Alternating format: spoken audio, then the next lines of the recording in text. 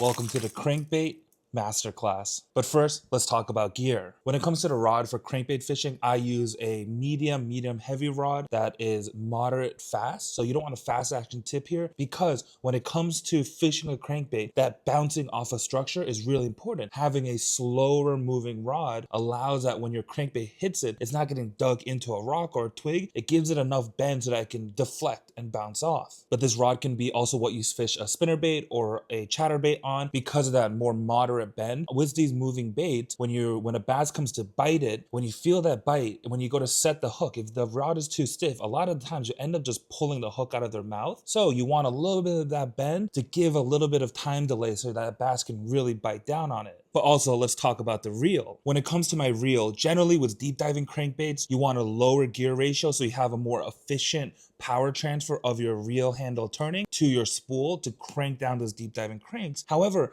I prefer a higher gear ratio reel like the 7.3 to a shorter handle, because when you fish a higher gear ratio, your gear is going to be much larger, and if you have a shorter reel handle, it makes it less efficient in terms of power cranking. However, it's kind of like riding a bike through mountainous terrain on little training tires. Every single bump, every single rock, every single branch, when you're biking over that stuff in tiny wheels, you're gonna feel it. And that's really important because when I'm turning this reel and I'm cranking that crankbait, when it hits a rock, I wanna feel that sudden stop in movement to tell me to stop reeling for a second, let that crankbait bounce off, and then give that bass a chance to reaction strike to it. And I just talked a lot about how a rod and reel choice really helps with getting that bounce of that crankbait. That's when the bass will hit it. However, there's a lot of things we can control to draw bass in to our crankbait wobbling down there. First, of course, is color. Generally speaking, I fish kind of like varying types of just shady kind of baits. I don't think too hard about color when it comes to crankbaits. However, in the springtime, having a red crankbait in your arsenal is really great because it really helps bass key in on that color. However, if you're fishing in dirtier water, a crankbait that has some rattle